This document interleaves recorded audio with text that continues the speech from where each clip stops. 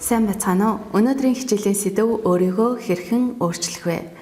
Аливаа зүйлс өөрчлөгддөггүй, харин бид өөрчлөгддөг. Өөрийгөө өөрчилснөөр өөрийнхөө гадаад, дотоод ертөнцийг өөрчилж чадах юм. Өөрийгөө өөрчлөх хүч хүн бүхэнд бидний төсөөлж бодож байгаагаас минь илүү их байдаг. Өөрийгөө өөрчлөх, өөрийгөө танин мэдхэд оройтно, эсвэл эрттэнэ гэж байдаггүй.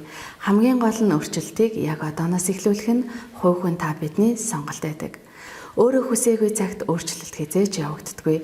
Учир нь өөрийгөө хүлээн зөвшөөрсөн хүн өөрчлөгдөж эхлэх ба та хизээлэх хүснэ тэр л үедээ өөрийгөө өөрчлөх, өөрийгөө таних алхмуудыг хийж эхэлнэ гэсэн үг юм.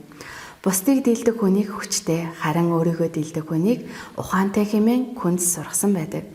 Өөрийгөө өөрчлөхийн тулд чин сэтгэлээсээ өөрчлөгдөхийг хүсэх, хариуцлагатай байх, өөртөө үнэнч байх, өөрчлөгдөх шийдвэрийг гаргах, түүндээ хүрэх арга хэмжээ авч үйлдэл болгох, төвчээртэй тууштай хандах зэргээр зорилгодоо хүрэх боломжтой.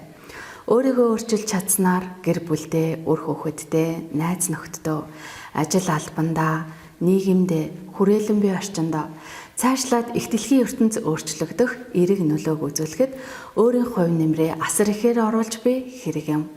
Бусдыг өөрчлөх гэж зовсноос өөрийгөө өөрчлөх гэж хичээгээрэй.